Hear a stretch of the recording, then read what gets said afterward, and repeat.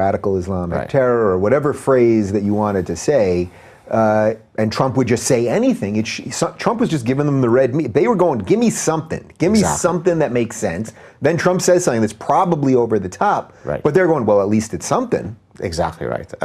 I should mention, I know that we both tentatively agreed not to talk much about Islam before the show, Yeah. but let me just mention one or two things. Yeah. I think it is a misnomer to constantly come up with qualifiers before the word Islam. And let me explain why that is. There is no Islam, there is no Islamism. Islamism is part of Islam. Islam is a set of codified ideas that has a spiritual element and it has a political element. That political element is Islamism. The manner in which now people are talking about Islamism is it's something that is outside of Islam.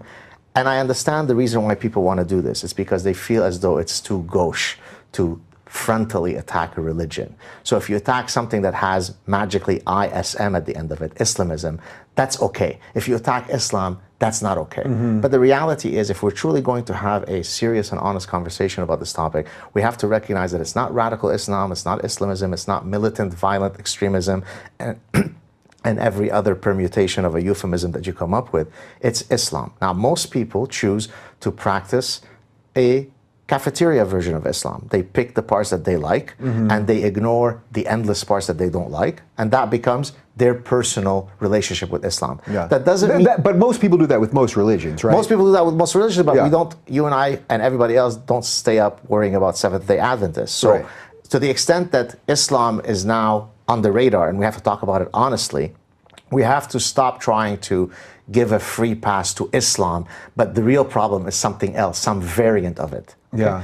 Islam is codified in the Quran, it's codified in the Hadith, it's codified in the Sirah, the biography of Muhammad. That's it.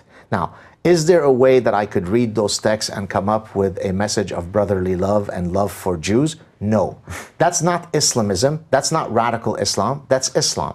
Now, as I say this, I also recognize that 95% of all Muslims are just as nice as anybody that you could hope to have.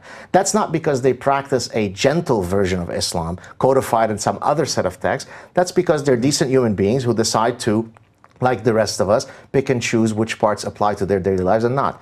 So we have to be very careful and honest about, and I hope that at some point soon, a greater number of our common friends will actually heed what I'm saying now. Yeah. By the way, for the record, because you just mentioned that we said we weren't going to talk about that much about Islam, it's not because we're afraid. I think we both talked about it plenty of times, but we realized that we wanted to get more into some science stuff and plenty of other stuff. So I just want to be clear, because otherwise people go, why didn't they? You see, they're afraid now. All right. So very quickly on that though. So you are writing a new book right now, which deals with this and deals with ostrich parasitic syndrome. Yes. So very quickly, for those that don't know what OPS is, let's talk about that, and then I want to talk about the book, and then we'll move to science. Sure. Thanks for asking.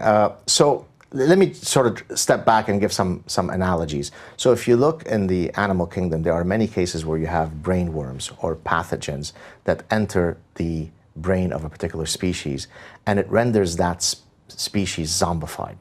Okay, so example, a mouse can be infected by a particular pathogen. It loses its innate fear of cats. That's not a good thing if you're a mouse, right?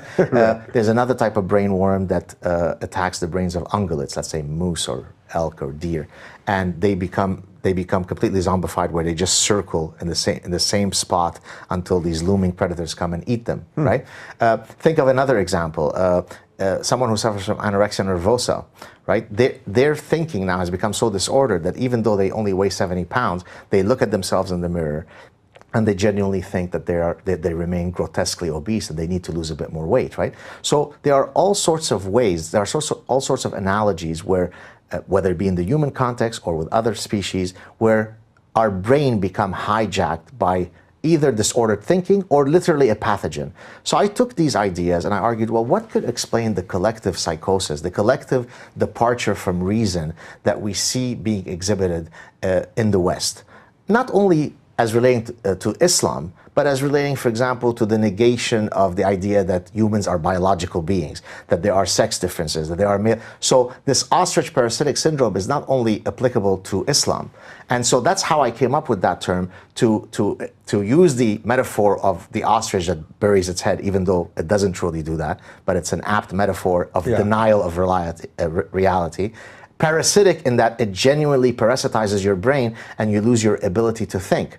Now, I specifically apply it to Islam because typically the ostriches that succumb to OPS engage in all sorts of cognitive distortions to protect Islam, right? Yeah. Which ironically, you're talking about people that are not Muslim for the most part, right? Absolutely. Yeah. So many of the OPS sufferers will end up being non-Muslims who, because they've been parasitized by OPS, will come up with all sorts of disordered thinking to defend Islam, right? And I give many of such examples. Now, I take this idea and it's part of my book. So the book is tentatively titled Death of the West by 1,000 Cuts. This is the idea that we are currently facing this OPS epidemic because of a perfect confluence of faux intellectual movements that have parasitized our brains. So it's not one thing. It's radical feminism, it's identity politics, it's cultural and moral relativism, it's postmodernism, each of which uses its own machinery to parasitize our brain to move away from reason.